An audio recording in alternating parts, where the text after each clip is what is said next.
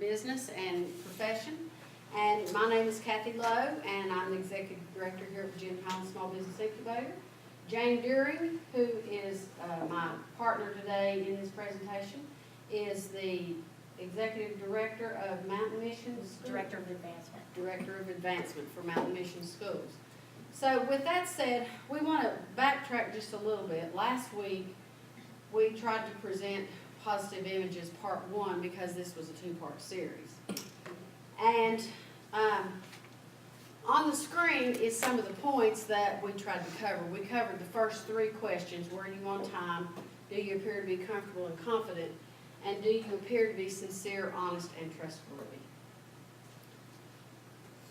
And so being on time or slightly early shows respect for the other person.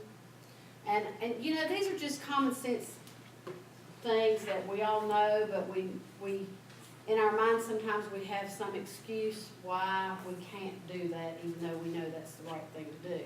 So in a professional environment, we think it's very, very important to just remember some of these points. When you manage your time wisely, you're more efficient and more confident.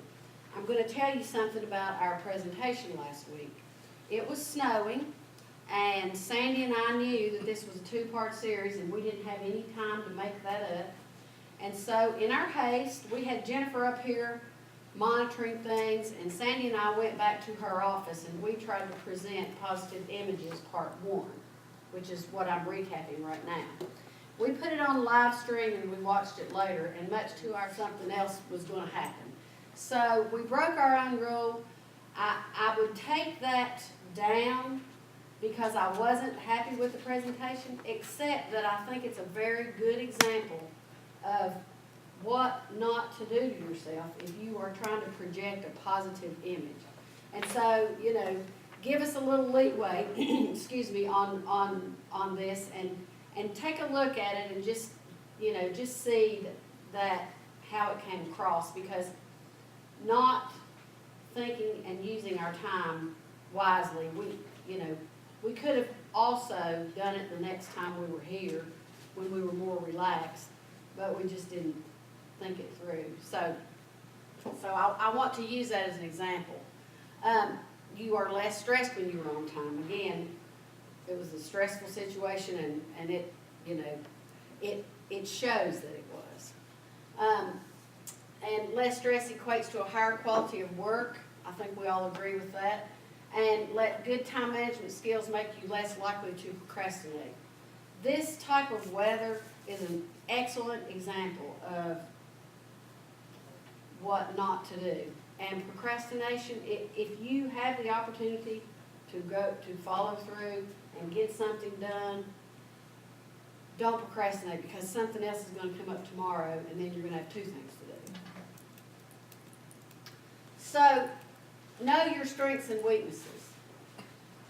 The second question was, do you appear to be comfortable and confident? And so one of the suggestions is that you should know your strengths and weaknesses. And I don't know, it was Shakespeare or somebody said, know thyself.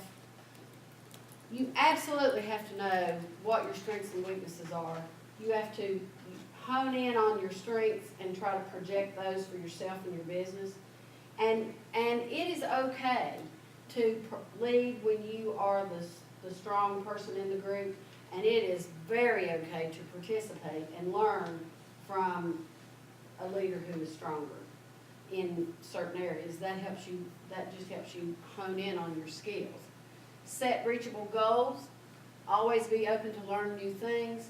Enlist feedback from others. We have the most wonderful system right now with Sandy's department, People Incorporated in Cindy Green, Washington County Chamber of Commerce, and those of us at Virginia Highlands Small Business Incubator. And we have developed all of these programs together. And we don't always agree on exactly what we're going to do, but we collaborate, and with all of that collaboration, we feel like we have come up with a very good product. So the feedback from others, I think, is a very key point in business. Make confidence part of your personality, and do not criticize yourself to others. Do not call attention to your weaknesses to others because you're looking for absolution. You don't need absolution. You might need some more skills. You might need some more training. But you know, if you're going to be any kind of a leader or any kind of small business owner, or even, you know, the leader of all of the employees in your department, you need to make sure that you don't spend your time, that's kind of a waste of time, to criticize yourself to others. If you find something that you don't like about yourself, work on fixing it. And the last slide is, do you appear to be sincere, honest, and trustworthy? Whether you are an employer or an employee, this is something that is crucial to your success. If you are not sincere in what you're doing, if you are not honest in what you're doing, and if you aren't trustworthy to the people that you're working with and around, it's going to come across, and they are not going to respond to you the way you hope they will. So, this is one of those old sayings that it's never too late to create a perfect life. It is never too late to start this habit. Keep your promises. Do what you say you're going to do. When you're involved in something, be sincere about it. And if you're not sincere, maybe you shouldn't be involved. You know, if you're just doing something just because somebody expects that of you, sometimes that'll give you a worse reputation than if you didn't participate at all. So, you know, sincerity is something that we all look for in the other person. People on a regular basis will try to draw attention away from themselves by telling somebody else. If you're going to compliment somebody else and you're sincere about it, that's great. You should always, oh, have you lost weight, or I love your hair, or that scarf looks nice on you. But if you're going to say to somebody, you know, I really like your hair better longer, I'm pretty sure they didn't ask you. You know, they didn't ask. And so, you know, don't feel the need to give people opinions about things if they're negative that they didn't really ask for. Because most people are doing the very best they can do every day to have a good day. And so they don't need unwelcomed or unasked for advice. Act out of genuine love and respect for others. I think we've covered that. And respectfully express your view without attacking the other person. Again, you don't have to agree with everything somebody else says, myself or anybody that you deal with during the day. You may disagree with their thoughts or their comments, but there's a respectful way to project that. And attacking the other person is not going to accomplish anything, or the other person's ideas. It just doesn't accomplish anything. Do you practice empathy, courage, commitment, and personal responsibility? Again, it is never too late to make today the day that you start practicing those attributes. I skipped over that bullet point because this is something, I went to a seminar, and this guy, when he started his presentation, said, I need for you to get your pencil and paper out, and I want you to write this down. He said, this is the key to success. And I thought he was going to give us some long, drawn-out something that we were going to have to take notes on. So I was all ready. I had the notepad and all. And he said, and his name was Bill Hill, and he said, people want to know that you care before they care that you know. And he just stopped, and he was very quiet. And you know, I thought about that for a second, and I thought, okay, what's next? And he didn't say anything. He, you know, it was a very uncomfortable pause in the room for a long period of time. And it made people think about that. But honestly, in this world today, there are enough stresses, instant communication on Facebook and Twitter and, you know, all the all the activities, all the things that you're doing, you know, we're all triple timing things. The one thing, if you are going to be the best employee or a great leader, the one thing that you have to know is that one sentence. People want to know that you care before they care that you know. You could be the most brilliant doctor on the face of the earth, and I just experienced this with a relative. One of the most well thought of, brilliant orthopedics did not give her the opportunity to talk to him because he was busy that day. And she left his office, put in a phone call to Charlottesville, and drove 4.5 hours to Charlottesville to get the same opinion from a doctor there that she had gotten from the doctor here, because he didn't let her know that he cared about how she felt or what she thought. And so if you're going to succeed and you're going to be a true leader, that is probably the one sentence that I try to stop and think about and live by. So with that, I'm going to turn this over to Jayne, unless you all have any questions. Those are the 3 points that we made during the last session that we tried to project in our live stream video. So are there any questions or comments to this point? Okay, with that, I'm going to turn it over to Jayne Duehring. I'm happy to be with you today, live and in person, and not stuck in some snowy driveway that I've dug out way too often for the last week. So who am I to be up here sharing these thoughts with you? I'm not an expert. Cathy said what my title is, Director of Advancement. I raise money for Mountain Mission School, the school for at-risk kids. And in raising money for kids, I have to talk to people, and I love to talk to people, but that puts me in a position to present myself on array. If I'm doing my job, I'm presenting myself all the time. I'm not an expert. I think I have found what works for me. And if you walk out of this class with something that's stuck with you for how you can find what works for you, then that's a success for us. I consider every opportunity that I have to talk with someone as an interview. And I'm going to walk away with an impression of them, and they're going to walk away with an impression of me. And I know what kind of impression I want to leave. And that's what I get up in the morning, when I look at who I'm going to see, and then I think about, who do I not know that I'm going to meet today?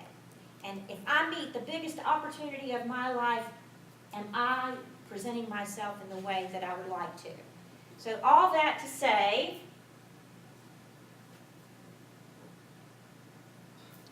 there are some things you cannot control about your appearance, the things you were given.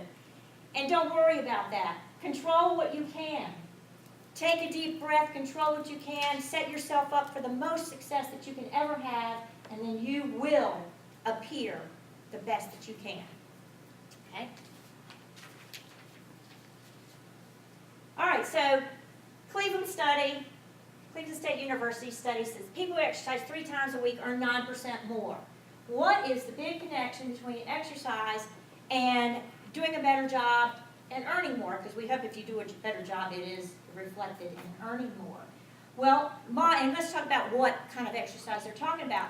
Even moderate exercise, 3 times a week. And I'm thinking 20 or 30 minutes, 3 times a week. A lot of you have those little monitors that prompt you to take more steps. I'm low tech, y'all. I just count my steps. But modest exercise helps your memory, helps maintain mental acuity. It gives you more energy. It helps your mood. It reduces stress, and it offers you a respite. How many times have we been wrestling with a particular issue? I've looked at this problem. I don't know the solution. I don't know how I'm going to work through it. And if you walk away and you stop thinking about it, the answer will come to you. Well, exercise is an interesting way of helping you work the problem in the background and then re-looking at it with new eyes. It works. When I was a kid, I would be struggling over a math question. My mother would say, I was doing homework, and my mother would say, take a break, walk around the block. And I'm like, no, I must get it. Well, she was right. If I had taken a walk around the block and come back and look at it again, the solution would come to me. You know, your mothers don't know anything until you're about 50 years old. Okay, so women who wear makeup make more money, and at times 30% more. Fred Allen, who is editor of Leadership magazine, always said, I like the natural look, I like the natural look. So they said, okay, Fred, let's test you. They put up a slide of women. And on the left side were the natural women, and on the right side were the made-up women. And guess which side his eye gravitated toward? And I don't think it's how much makeup you're wearing, or if you have a natural look and you are wearing makeup, because that is achievable too.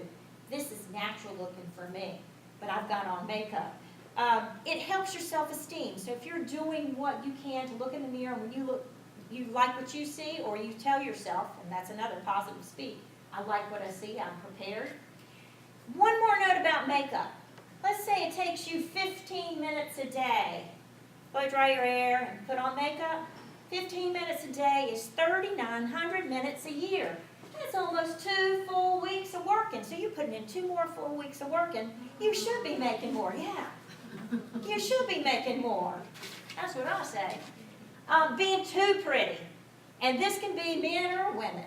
And I'm going to make a political statement here. You can flog me if you like. But when John Edwards, who was senator of North Carolina, ran for president, I took one look at him and I said, he was a Breck boy. Remember the Breck hair commercials? He was just too pretty. Well, he crashed and burned on it for himself, but he was just too pretty. So just be aware of where that line is. Be comfortable in your own skin. Do what you can to be comfortable in your own skin. Handsome people are paid handsomely, and honestly. People that you do not know are making judgments about your work ethic based on your clothing. How dare they? But we're all making impressions and judgments all the time. And again, I dress every day for what if the biggest opportunity of my life comes along today. Am I in my uniform for that? They also assume that the more attractive you are, the more intelligent you are. And again, attractive isn't about the traits that you were given beyond your control. Attractive is how you present yourself. Okay. Whether you're a trendsetter or conservative, being dressed appropriately for the occasion is essential. And you don't have to lose your individuality to do that. Some of us are always tailored, and some of us are always kind of like that looser style. Whatever your style is, you own it. So what does your body language say? And again, exercise has a key in this, because if you're exercising, your core strength is going to be stronger, you're going to be standing more upright, you're going to present yourself better. But beware of what your body language is saying to you, about you. The art of listening is an art. Well, I don't know if you've heard it, but I've heard a lot of times, we're given one mouth and 2 ears. That math tells me that we should be listening more than we should be talking. And every time, again, you have an opportunity to meet with someone in any capacity, go into it with, what can I take away from this? What am I going to learn? I'm going to spend 15, 20 minutes talking to this person. What am I going to get out of it? And if you listen for what I'm going to get out of it, then you're listening with a reason. You're listening with passion. You're listening with, Cathy was talking about sincerity. Well, if I'm sincerely interested in taking something out of this conversation, then they're going to pick up on that sincerity. John Travolta, I heard him on NPR interview a couple years ago, I guess it was, and it stuck with me. He said, sometimes when I feel like I'm a big shot, and I guess that happens to stars all the time, you kind of put them on that pedestal. Sometimes when I feel like I'm a big shot and I just know it all and I'm above it all and I've been hitting on my game lately, he says, I tell myself, the next person that I run into, no matter what they do, no matter what their role is, what their job is, or how I run into them, I'm going to learn something from them. And he said, Whether it's getting into a cab, whether it's checking in an airline, whether it's running into the person that empties the trash at work, whether it's a CEO of a company, whether it's the person who sells them clothes, whoever it is, he makes a point. I'm going to learn something. He said, you know, it never takes me more than about 5 minutes to learn something. So your curiosity is a key to engaging you and giving other people the feeling that you are engaged. Here's a test for yourself. Next time you're in a conversation with your partner or with a client or interviewing, when they're talking, what are you doing? Are you thinking about what you're going to say that's going to make you look good before they finish their point? Or are you really listening and reacting to what they're saying? And to keep myself from saying, oh, they just said something and I have a really good thing to say in response to that, I might make a note of a word so that I know to go back. Because I need to hear where they're going with it before I can really respond in a way that's meaningful for both of us. So next time you're talking to somebody, think about, they're telling me a story. Ooh, I want to tell them this. Are you doing that? Or are you saying, let me take it in. Let me take in what they're saying and register that. The way you position your feet is a message. Are they positioned toward, how are your feet positioned now? Let's see, we got some crossed, we got some doing this or that. When you're in an interview situation, you want to think about your stance and your posture. The deeper the voice, the more likely you are to land a leadership role, unless you sound aggressive. Well, aggressive is in the ears of the beholder. Again, I talk about exercise and I talk about breathing. Many times when I am nervous, I start talking what feels up here. And if I say to myself, even talking to you, I find myself getting into a tempo that's a little frenzied. If you're nodding yes, yes you do. I do that too. Yeah, I do that too. we do that. It's okay to say, you didn't mind if I did that. The person across the table does. I might not want to know on him, especially if I've had an onion sandwich. But take the time to breathe and remember that that is helping you center yourself. The manner in which you use your hands to talk says I'm comfortable and confident, or I can't wait for this meeting to end. I don't know about you, but I cannot talk without my hands, and that's part of why I hold something, to keep me from going totally, like I'm running a puppet show up here. But those are other things. When I talked about find what helps you find your best way, if it's holding something, that's okay too. Cathy talked about the importance of taking notes in. Have your 3x5s in front of you. Every once in a while, put in breathe or sit up straight. Whatever you find out that your foibles are, put a little 3x5 in there that reminds you to confront that. Okay, so sitting and standing requires good posture. Yes. And are you sitting straight here? Also, it helps you breathe. If you're sitting straight, it helps you breathe. It helps you talk from a better tone. Vocabulary and enunciation and communicating well vocally.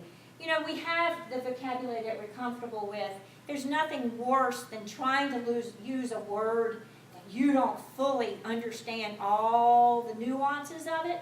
So speak with the words that you know. And if you want to incorporate some new words, a lot of times when you're talking to a new person, you've gone to their website, you've done your research.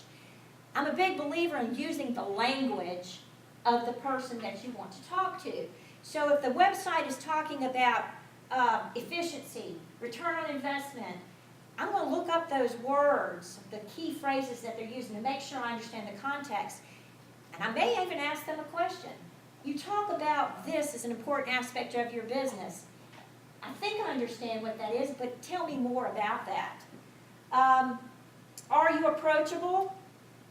And again, it sounds like a broken record, but breathing and standing upright, you know how I know I'm approachable?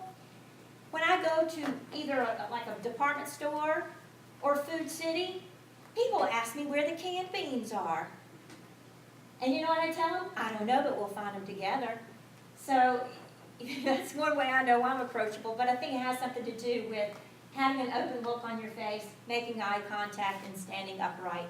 Eye contact goes along with that. Is your handshake firm? Again, in my work, I meet all ages of people, and if you're meeting an older person who may have arthritic hands, you don't have to have a firm handshake with them. They might appreciate that. But gauge what you're doing towards your audience at all times. If you're wearing a name tag, a lot of people say wear your name tag on your right side. So as you're shaking their hand, you're presenting your name. I'm not sure. I usually go this way because I am right-handed. But there you go. Throw it out, keep it, whatever you think is valuable to you. And is your smile genuine? And I think that goes along with approachable. I think if you have a nice open look on your face, that you will be approachable. Is this me? Okay. Is this me? Is your tone of voice inviting and pleasant? I think we've talked about a lot of this. Do you use hand gestures when you're talking? Do you invade who knows a close talker? You know what I mean? No matter how much you back up, they keep coming towards you.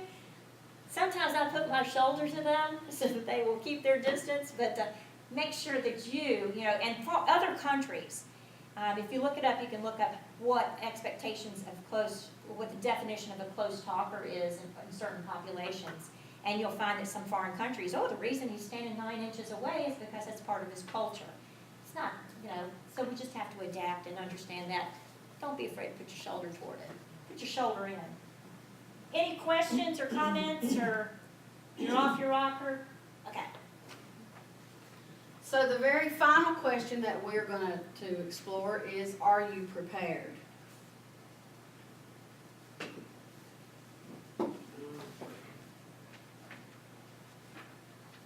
Okay, and so the benefits of being prepared is the key to success. And if it's a job interview, have you taken the time to get to know the facts about the company? Have you taken the time to know what's important to that company and their mission? Do you know their mission? Can you talk to the interviewee about the company without being really nervous? And that is, being prepared helps you. That sentence helps you in several ways.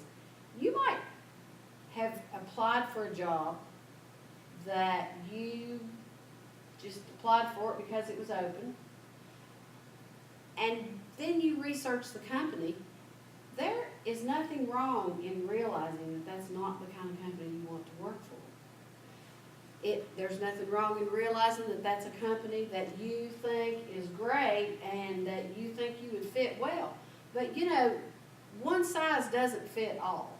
And so even though we may all have a business degree, there are different companies that suit your personality better. So, take a look at what you're doing when you're preparing and make sure that's something you want to do before you follow through. Sometimes being prepared is just knowing that maybe you don't want to go on that interview. But if you do want to go on that interview, don't be nervous about the interview. Prepare yourself well enough to know what you're going there to pay. That's kind of not what we're talking about here. What we're talking about here is, I think one of the best questions you can ask if you were an interviewee is, what is the mission of this company? What is your mission? Do you set annual goals? How does the company treat such and such? If you know of an issue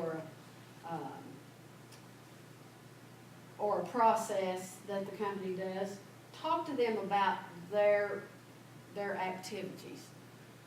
So, do you know your own credentials? And we've talked about this several times today, but take a 5x7 note card, index card, and think about what you have to offer. Don't write long synopses that you're not going to be able to read because you're going to get nervous. But make a point about yourself. I'm honest. I'm on time. I'm loyal. I don't you know, I don't try to fit into a job responsibilities box. I can be whatever, you know, whatever the occasion calls for. So just make some bullet points about yourself that you want to project to your employer, because I can tell you I've never been in an interview if I didn't have note cards.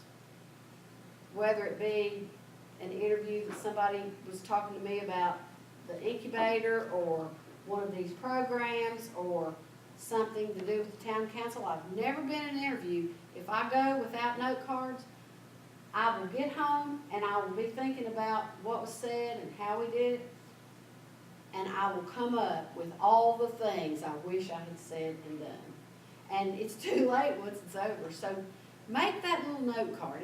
It makes you feel more prepared. Being 15 minutes early, again, I'm going to use the example of last week. We hastily tried to present this program because it was part one of a two-part series, and you know, I wasn't prepared to only talk to Sandy and her camera. And so, you know, we got across the points, but it wasn't in the manner that I felt like was the most professional that I could do. And, you know, I can think of, and I look in the room and I know what people do for their living, but for instance, if you're talking about the benefits of all the different juices that you make, you might have one juice that is a one-size-fits-all that automatically comes to your mind. But if somebody's talking to you a little bit and they say, well, I have an inflammation issue. If you haven't thought about what the ingredients are that you know about that are anti-inflammatories, then you're going to miss a great opportunity to find a loyal customer. So, you know, just take a few minutes to think about your next client or your next presentation or your next meeting. And again, how are you dressed? If you are a trendsetter, that's great. But don't go to a conservative meeting and expect people not to think that you don't fit. If you are a hairdresser and you've got the newest hairstyle, that looks great because you are actually advertising your services. But if you are a hairdresser or if you are not a hairdresser and you're going into a professional situation and you've got rings and bells and, you know, purple colors and whatever, you're probably not going to be taken seriously in certain environments. So just know that even if you are a trendsetter, you can tone that down if you know you're going to a conservative meeting. On the other hand, if you are very conservative and people are looking for vivacious and lively, you know, if you've decided you want to put yourself in that situation, and again, everything's a choice. If you've decided that you want to put yourself in that situation, you might have to practice that. If you are an introvert, you may have to practice that. You may have to practice being gregarious. So, you know, and there's nothing wrong with that. Okay, Jayne, are you next? You have Oh, I myself have and 24. I'm sorry. This, you know, we have this at the council chambers on a regular basis, and Rick Rose talks about it every time he does a curtain speech. Cell phones. That is the way we communicate these days. Everybody has a smartphone and we use them for everything. I'm using mine today as a pointer. But if you are going into a meeting and you've got your phone on vibrate, it's just as bad as having it on ring, because it goes bzzz, and the table vibrates and everybody stops in her tracks, and she cannot focus until she gets to that telephone to answer it. She loses all concept of anything else.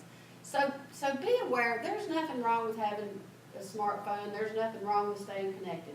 But just, you know, proper phone etiquette is very, very important. we all know not to do that if we're going for a job interview, or if we're going to a lawyer's office or a judge's chambers, or, you know, certain other situations. But be aware that the way you project yourself with your cell phone is absolutely it has become another body language that we didn't used to think about. But cell phones have become like the seventh sense, if you will. This next bullet point, I used to work in an environment that was a totally social job. I owned a hairstyling salon and a retail gift shop.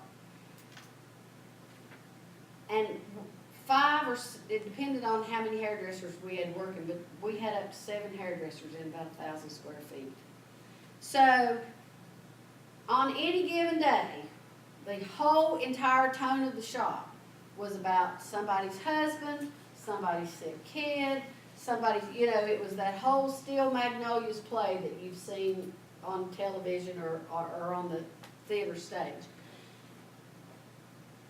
It absolutely, even if you can give your audience that is in this room an excuse for why you're acting that way, that is one of the worst habits you can ever come up with, is taking your personal life to work. You've got 24 hours in a day, and actually you are doing yourself a favor if for those 8 hours that you're at work, you decide that you are going to leave your personal issues, whether they're good or bad.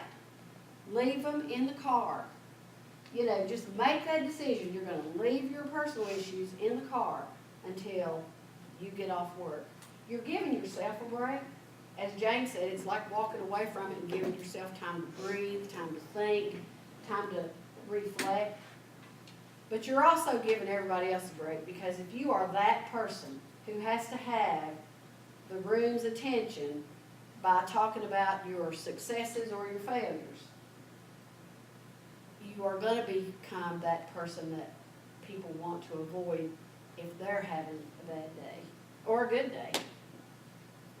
So have you taken the time to know the event and to answer the questions who, what, where, when, and why?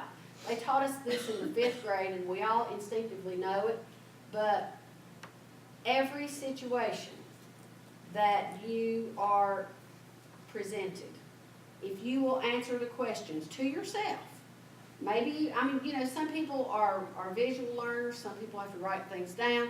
Whatever your personality is, answer to yourself the questions who, what, where, when, and why of any situation. And if you do that, you are going to always be prepared. And are you courteous and attentive, which goes with all of the other issues that we have already discussed. Okay, so again, with the 10 action tips, which takeaways are: learn what your customer wants and develop a specific plan of action to give it to them. How do you learn what your customer wants? Talk to them. Talk to them. Ask questions. If they have a website, go to the website. If they have a LinkedIn space, go to LinkedIn. If they have Facebook, go to Facebook and be willing to filter out what's worth keeping and what's not. But learn about them. Every person has got their circle of values and what they want to stand for and what they want to achieve. And the more that you find out about what their values and what they want to achieve is, the better that you can identify what you have that can serve them. Commit your plan to paper. If you write it down, it's real. There's when I first started working for Barter Theater, and I was in a fundraising capacity at Barter Theater, I had to go into a waiting room, the lobby right before a show, when all the people are coming in, and I had to be friendly to them. Well, I'm an introvert. By testing, I'm an introvert, but my job requires extrovert skills. So I've adopted the phrase, fake it till you make it. If you can see it, be it. I have all these little mantras that run through my head. What would the person who is really good at this job do? And then I do it. And then that kind of takes me out. Learn what your customer wants. Again, going back to the be early. 15 minutes early. The early bird gets the opportunity. Have you ever been to a meeting a little early? You might hear about an opportunity. You might hear about a project. And if you get the jump on that opportunity or that project, then you've got an advantage. Or maybe the CEO wasn't scheduled to be in that meeting, but the CEO needs to talk to somebody who's leading that meeting, and all of a sudden you get to intersect with them.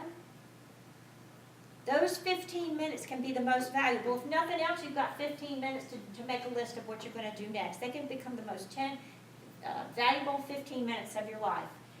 Be concise and specific.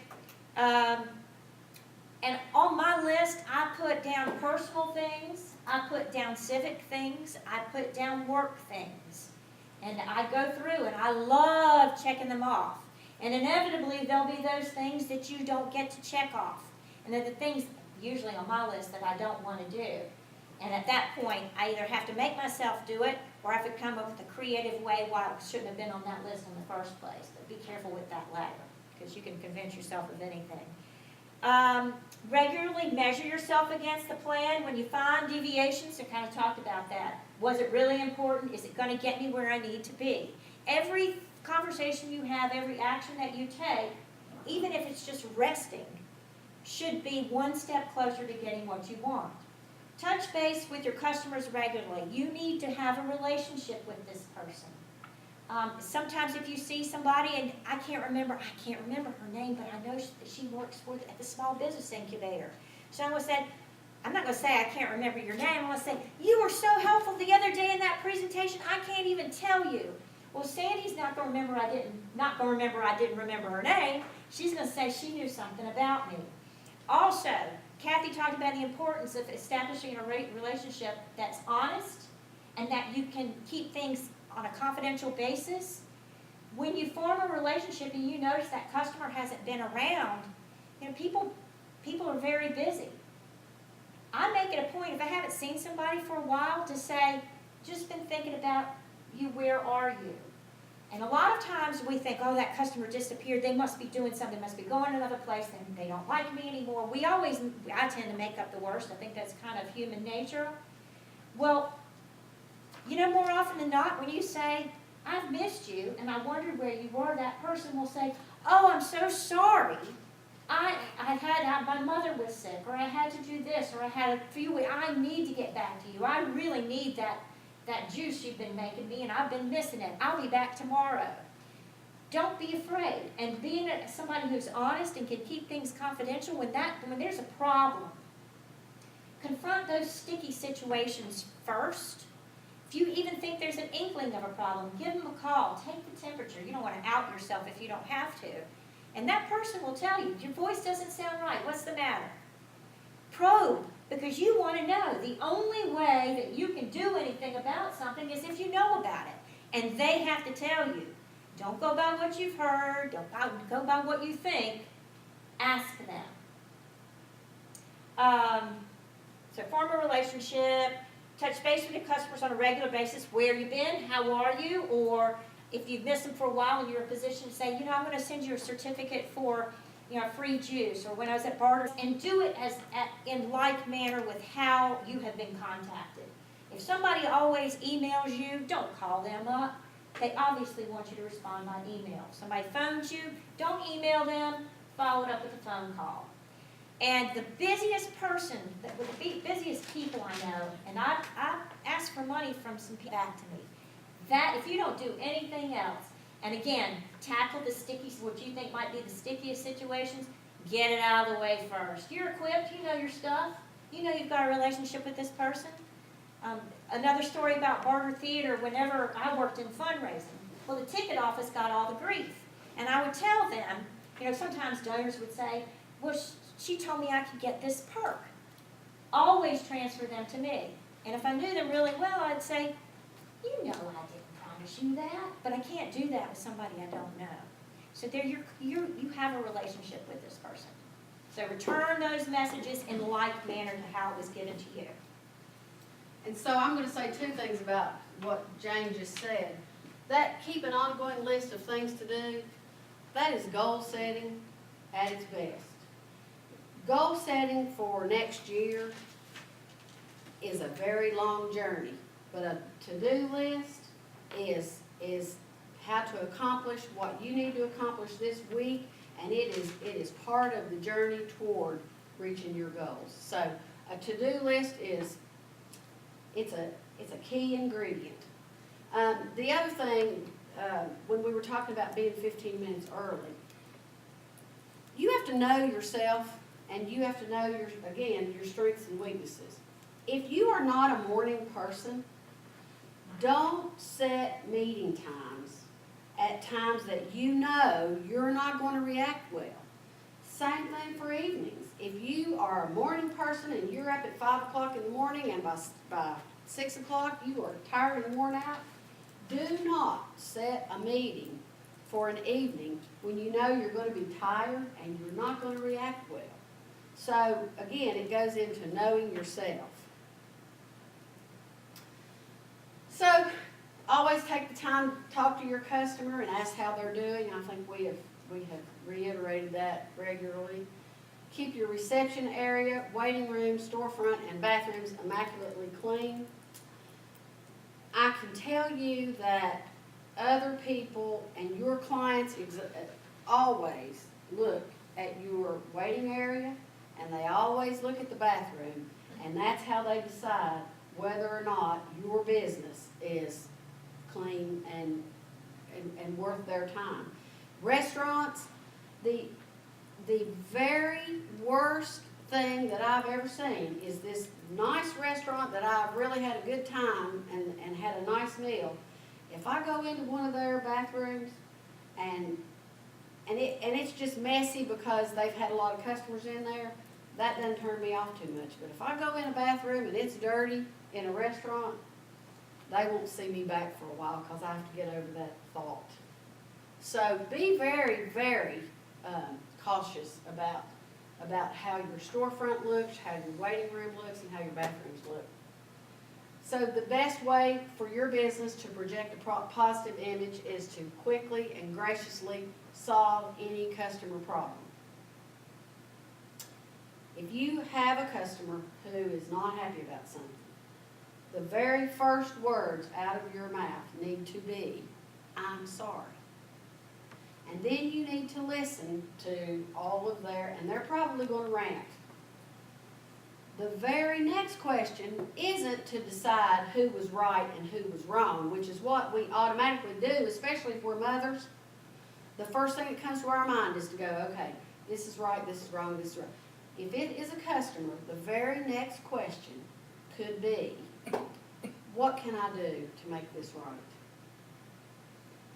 Put that sentence in your repertoire, because what they want to do is fuss, and if you ask them what you can do to make it right, sometimes they'll say, I've had people say this to me, "You just did it, I just wanted to fuss." You know, so that will go a long way toward helping resolve any customer issue, is, "I'm so sorry, and what can I do to fix this?" And the reason for that is that very last sentence, word of mouth, is actually the most effective advertising. You can pay for, you can live stream, you can Facebook, you can buy advertisements, you can write press releases, and they're all good things, they're all good tools to use for a business. But word of mouth is what will decide how the community feels about your business, especially because we live in small town USA.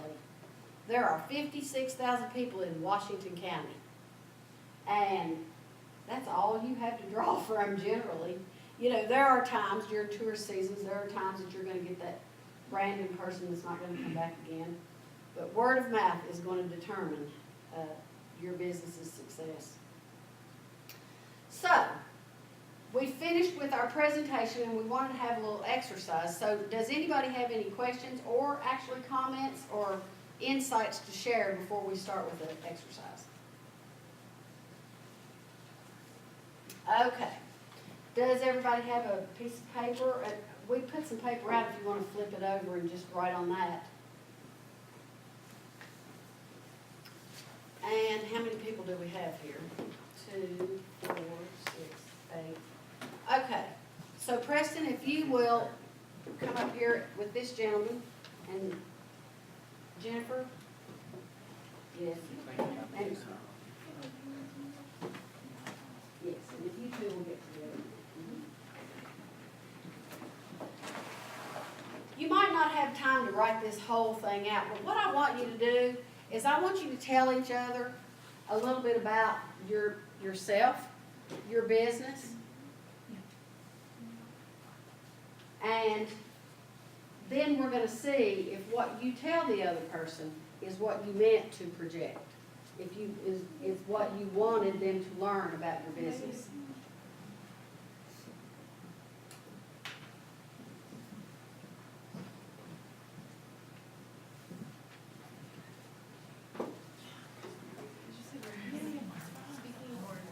Right, just make notes, but write down, like, interview. Yeah, just interview. A concept that might be helpful if you're doing this is to pretend like you're in a skyscraper elevator and Bill Gates has just walked on that elevator with you, and you've got from the lobby to the 50th floor to tell him what you did and convince him to buy it or fund it or support it. You've got 50 floors on an express elevator. What do you say? And we're gonna give you, like, just until 1 o'clock, so just about 3 minutes to talk to each other about your businesses and your goals.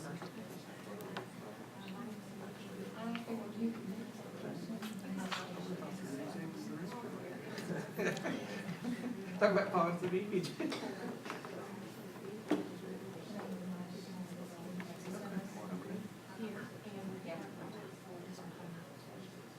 Well, of course, that's okay.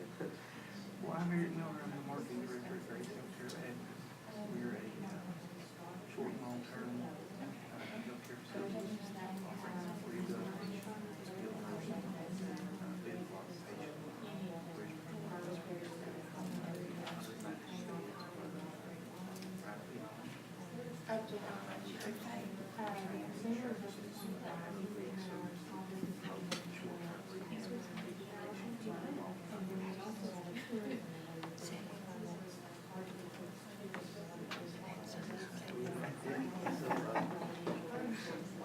We can go up to that.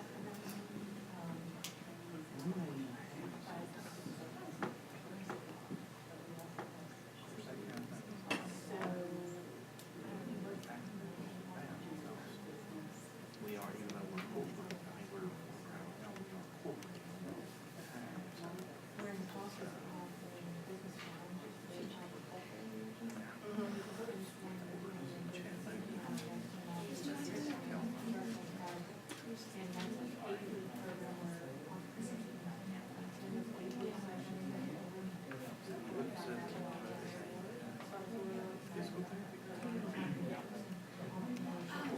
Sorry. Well, let me just put the screen. Okay, thank you. We So have, if they get facilities all across the United States. well, there's also internal fish houses, so yes, they have to start or expand business in the Older facility. next one is present time, second five there. So there's a lot of city management, and then the last one is. Yes, it's your sure. It'd be interesting. That's so funny because my husband is from Montana and like, there's, there was nothing there. But.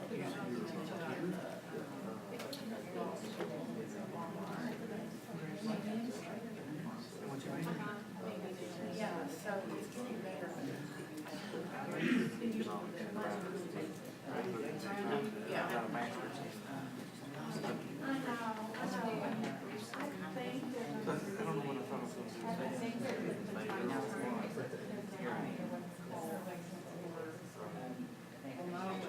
Yeah.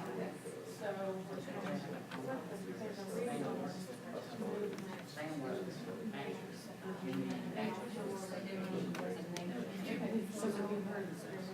Well, I went in thinking, went to college thinking that I was going to be a veterinarian. I didn't know more about that. first class I took, my very first day of college, first class was in finance 101. Wow, that's cool.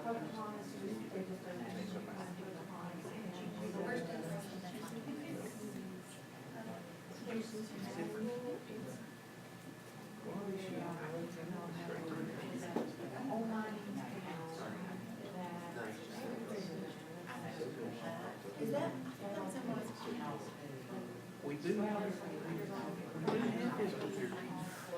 You need to be referred by a hospital. Typically, it would be the facility, hospital staff.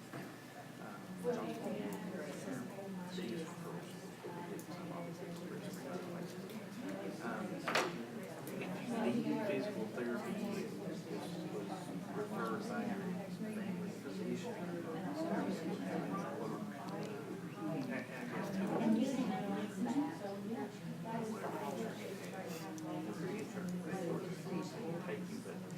It's usually not in an outpatient situation with us out there in staff.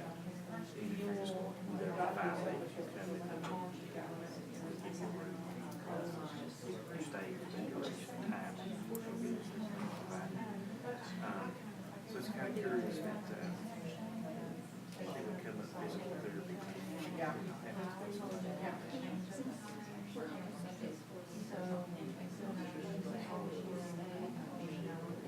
What are we gonna do? Yeah.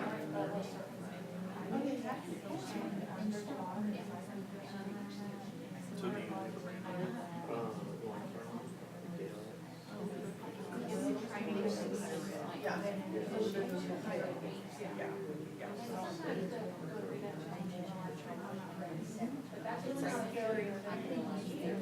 live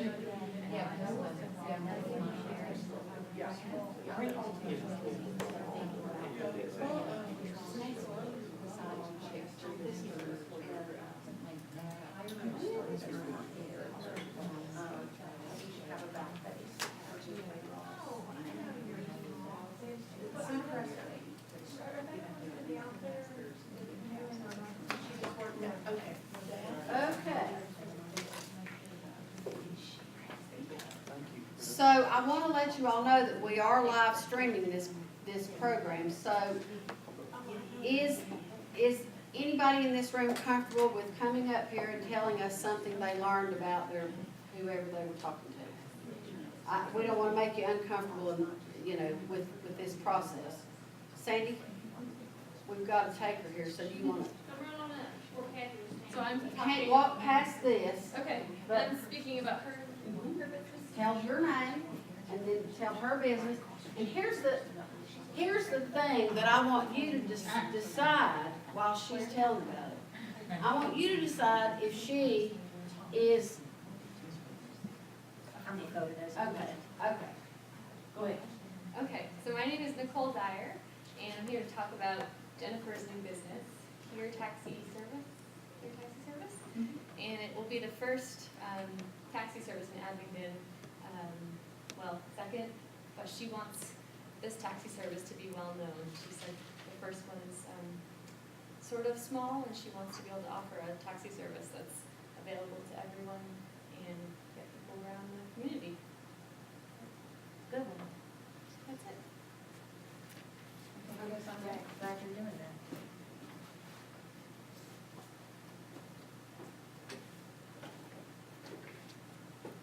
My name is Jennifer, and I was talking to Nicole about her juice business. I actually asked her some questions that I had because I'm anemic. She does have some juices that are for anemics that have vitamin C's, and I think that's a good idea.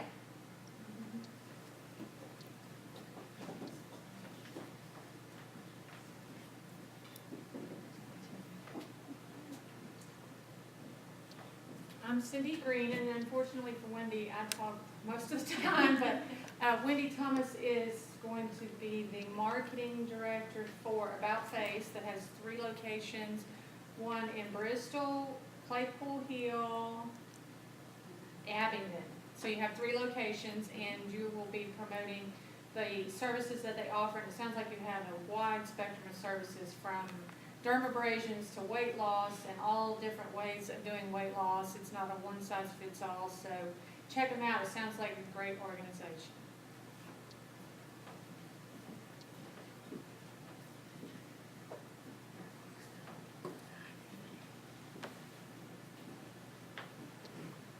Hi, my name is Wendy Thomas, and I spoke with Cindy Green, and she works with People Incorporated in the financial services, and it's a very exciting thing. They do loans and help promote small businesses and entrepreneurs with different types of loans, whether it has to do with tourism or you just want to start a small business in the area, because unfortunately coal is not what it used to be, so they're kind of thinking outside of the boxes for some of the small towns here in Southwest Virginia to come up with other ways to promote their area and to get businesses started.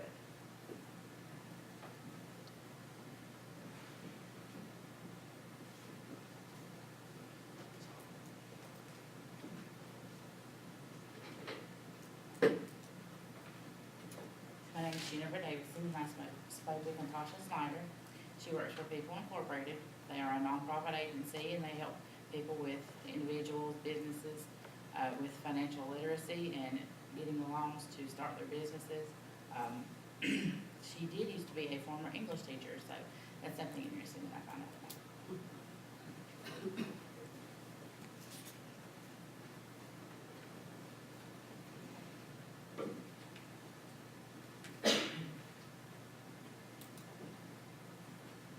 Hello, I'm Natasha Snyder. I spoke with Jennifer Davidson, who works here at the incubator, and it sounds like she has a lot of strings to keep hold of on a given day.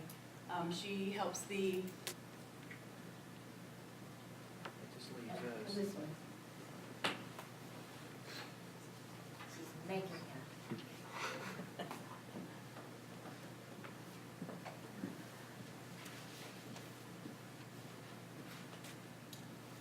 My name is Preston Cardwell. I spoke with Eric Miller from Grace Healthcare. He's the director of marketing for them. And they are a facility that is privately owned and has multiple locations. And they provide mainly inpatient type of services after generally hospital stays and things like that. So,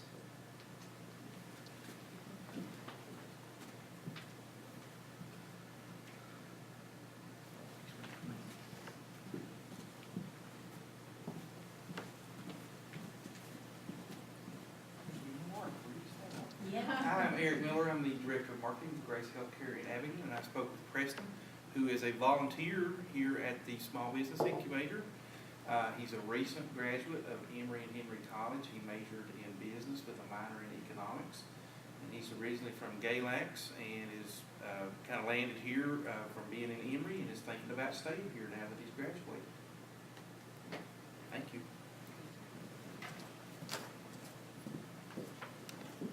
I'm in a room full of talented people. All right, so, did you learn something about everybody's business? Okay, and they did their, oh, I think I need the next one. I need my, okay. When people complain, and they will, and Cathy addressed some of that, are you hearing what they're saying? Something that I like to ask myself, a question I'll ask a lot, and Cathy will attest to this in town council meetings, what is the root problem? If you hear something along the same lines 3 or 4 times, you need to ask yourself, what is setting this up? What is the root question? What is the root problem? Is your business easily accessible? And I'm going to relate this to a couple of things. The smartphone is really good for one thing. Well, it's good for a number of things, but one thing it's really good for. It puts in your hands the ability to record almost anything.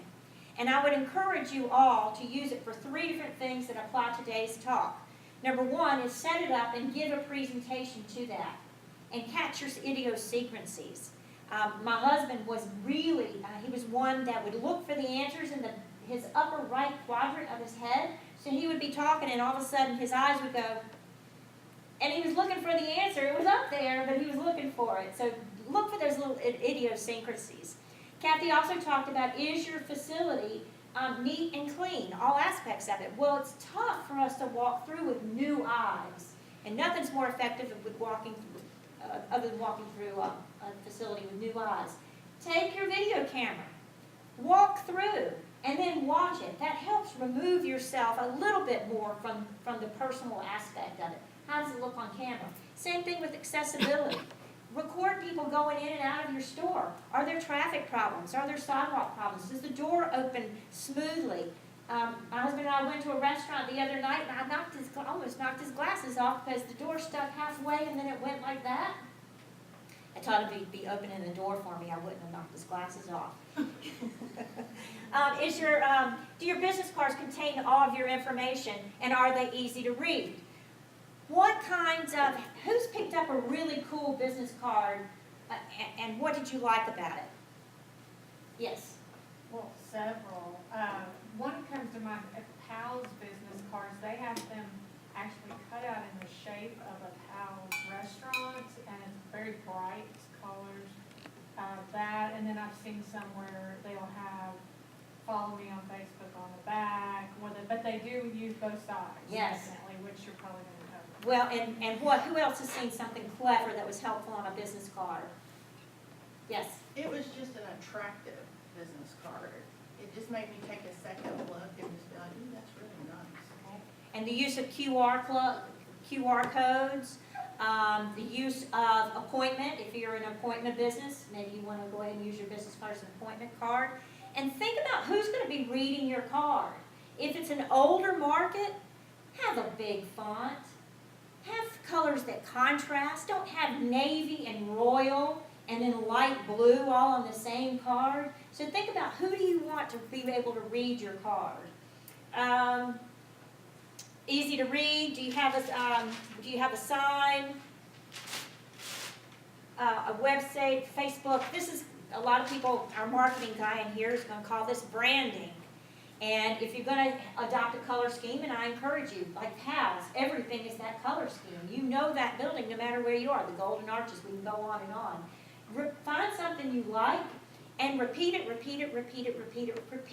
people have to hear things and see things repeatedly. Now, if it's not working for you, don't be afraid to change, but give something long enough run so you can determine if it's going to catch on or if you like it. And so, and the reason we put these exercises is these are things that we think on your, in a hard copy at each place setting, these are things that we think you can take back with you and reflect and spend time, look at it this month and answer those questions and see if you've made improvements in the next quarter. And see, and see how you answer those questions, see how your own business is evolving by answering these questions.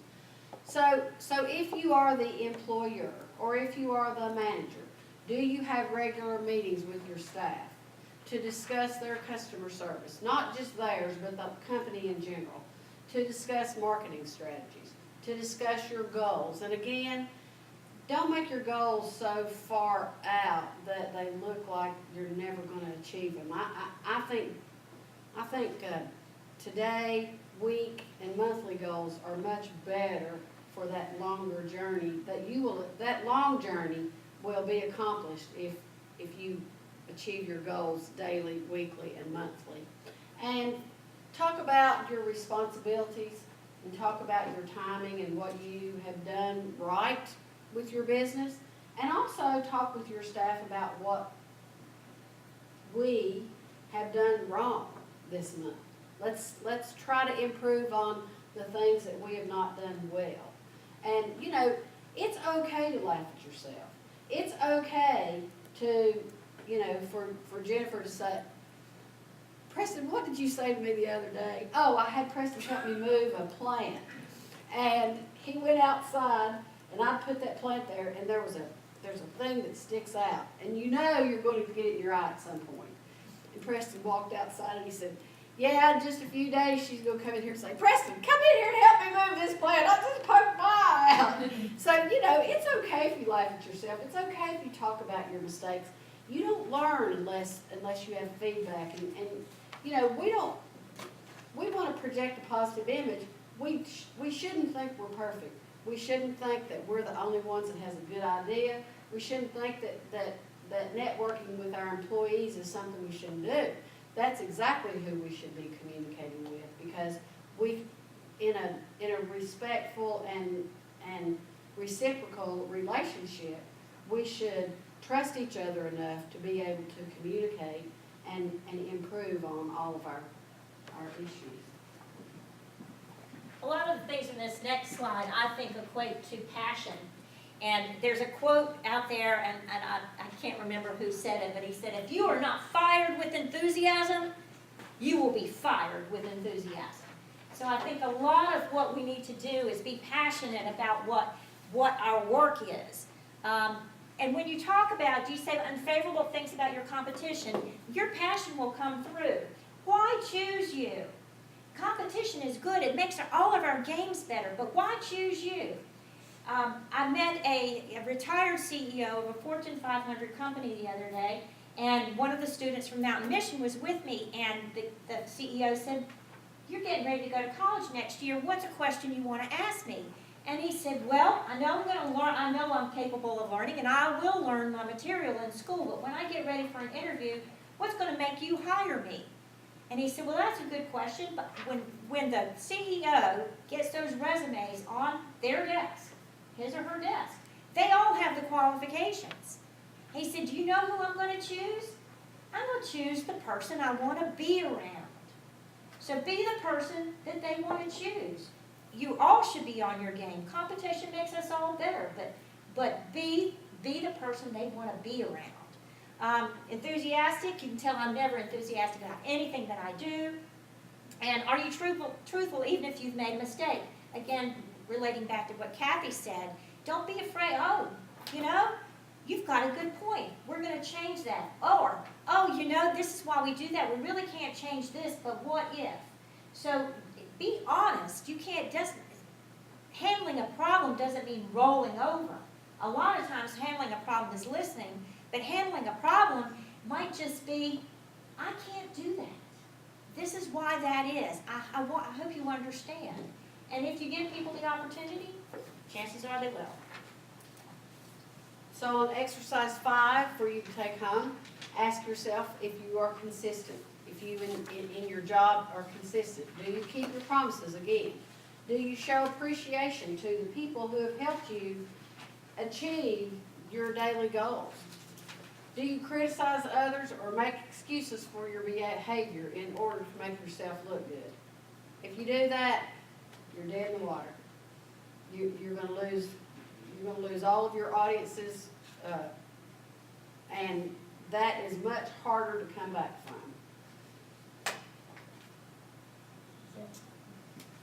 So, one last thing, and I don't know if I read this. We rehearsed prior to the class, so I don't know if I read this to you all or not. But I'm gonna read this again because I have this little book of inspiration that I read every morning, and it's labeled the date but not the day. So it never gets old because February the 28th, this time next year, is not the same day as February the 28th this year. So I picked this book up this morning and read the day's motivational story. And the quote at the top of the story said, sometime in your life you will go on a journey. It will be the longest journey you have ever taken. It is the journey to find yourself. So, make today the beginning of that journey, because once you find yourself, you can take yourself, your family, and your co-workers on a great ride. So if there's any questions, we'd be happy to talk about them, or if there's any input, and if not, we thank you for coming out on this Sunny day, and with knowing that the prediction of more snow is on the way. But the good news is only about 22 more days until spring. And next week's session's on real estate and insurance and business.